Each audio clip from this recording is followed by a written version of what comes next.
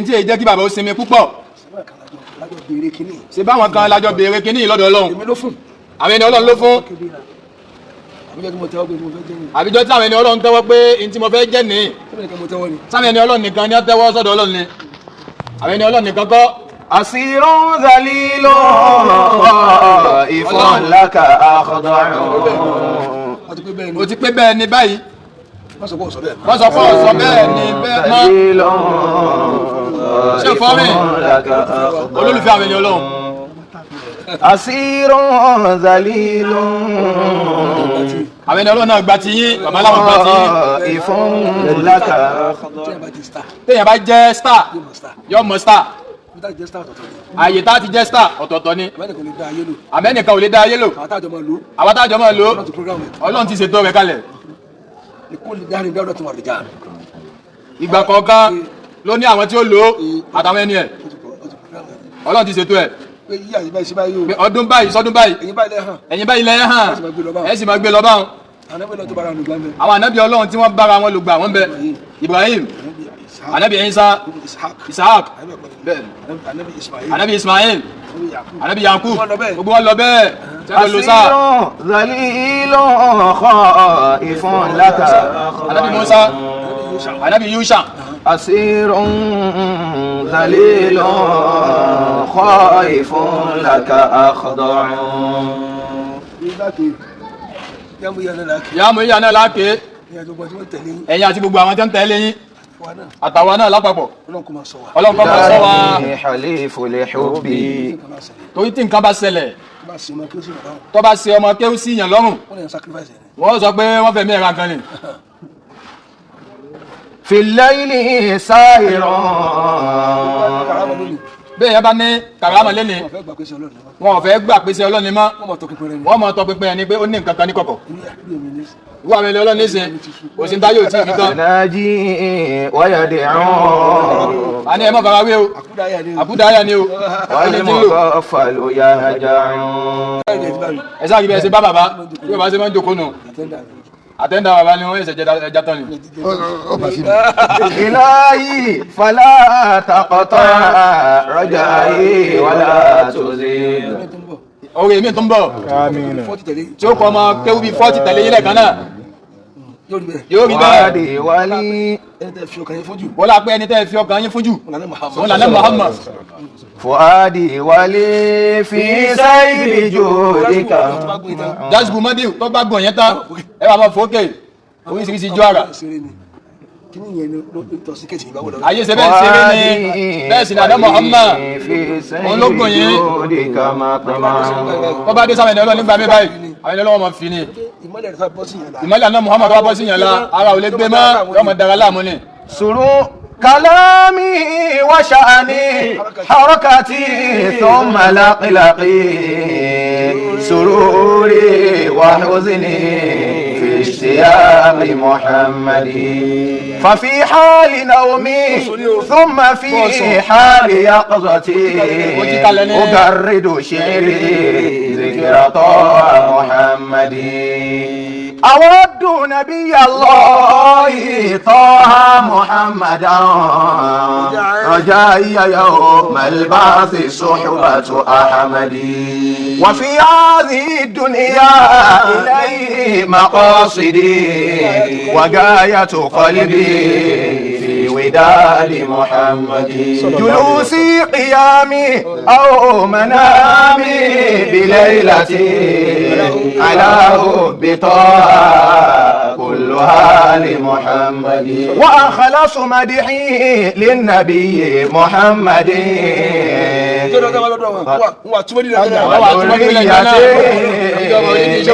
النبي محمد وذريته من النبي محمد صلى عليك الله يا عدناني يا مصطفى يا صفوة الرحمن. láwùkọ yín ni hibbu rasul ìfẹ́ ànábì gangan láwùkọ yín nìyẹn táwọn Ọlọ́run tó fún yín. ó bá síbẹ̀. láwùkọ yín nìyẹn ìfẹ́ ànábì gangan.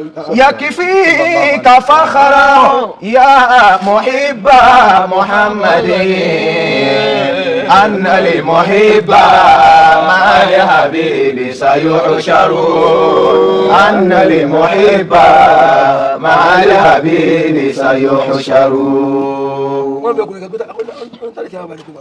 wọ́n jọ kí lọ gbọ́kànlé ó ní mo gbọ́kànlé fẹ́ ànábì alìkì àmọ́ bá délé ní ọkà bọ̀ wọ́n wá ní èé ṣe èé sọ báwọn alìkì àmọ́ kọjá báwọn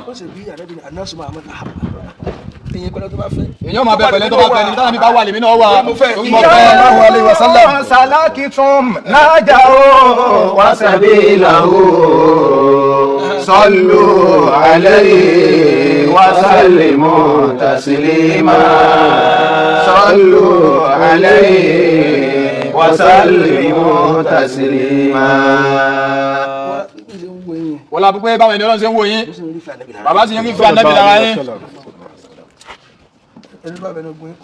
ẹni tó bá fẹ́ nogun yín kò mọ̀ ń pa látara àfẹ́ èèyàn máa di téèyàn bá fẹ́ ká fi yòókù lẹ̀ bẹ́ẹ̀ kọ́ máa gbé bẹ́ẹ̀. صلوا عليه وسلموا تسليما صلوا عليه وسلموا تسليما. ìfẹ́ tẹ ní sànnábì يكفيك فخرا يا محب محمد أن المحب مع الحبيب سيحشر أن المحب مع الحبيب سيحشر. àsọpẹ́ tó bá dijọ́ àlìkìyàmà ọlọ́run sọ pé ẹ̀yin olólùfẹ́ àná Muhammad ẹ̀dẹ́ níjà àdìmọ́nà Muhammad.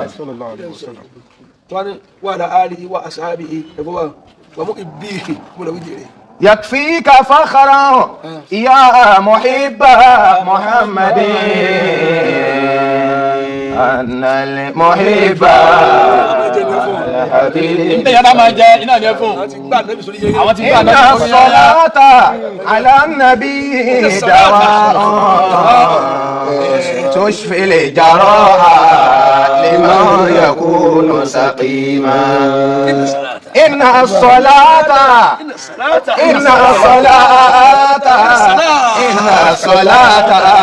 على النبي دواء تشفي الجراح لمن يكون سقيما. قد قال ربك في الكتاب مبينا صلوا عليه وسلموا تسليما. bàbá ń kíra wọ̀sán ìràwọ̀ òwúrọ̀ tí máa dẹ́rù ba àgbàlagbà.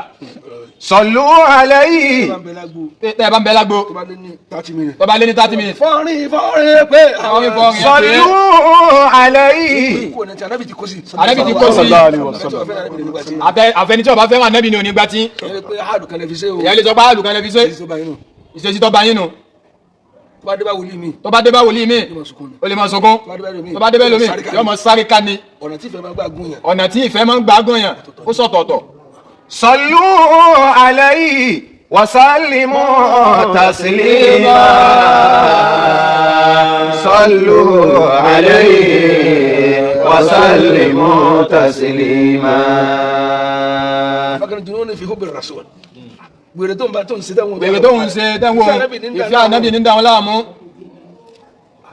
ìfẹ́ àná Muhammad táwọn kan ní tí wọ́n fi ń kọ àyà sí ìdá pé ẹgbẹ́ àwọn pé ìjọba sí ànábì àwọn fẹ̀mí àwọn di. فداء لرسول الله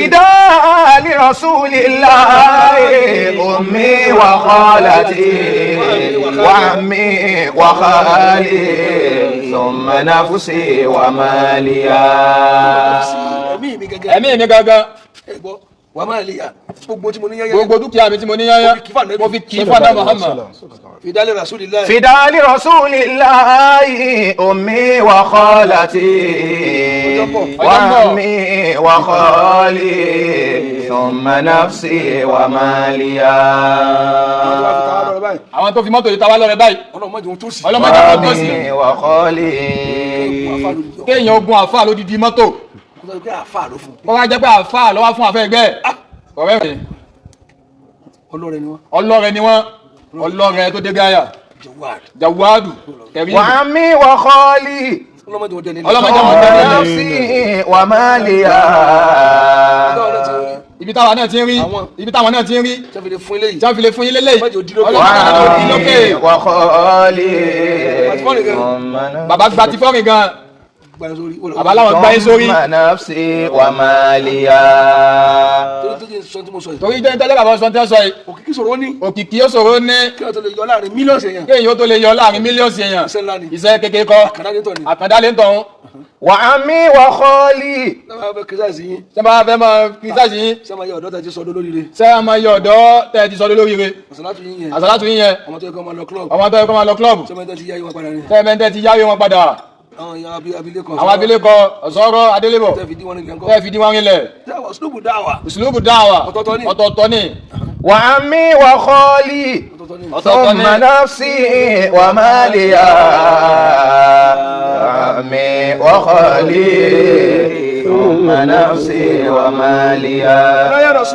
ala ya rasulallahi kunta rajana wa kunta bina barran wa lam taku jafiya wa kunta rahima hadiyan wa mualliman liyabki alayka al-yawma ma kana bakiya ولو كانت الدنيا تدوم لآلها لكان رسول الله حيا وباقيا.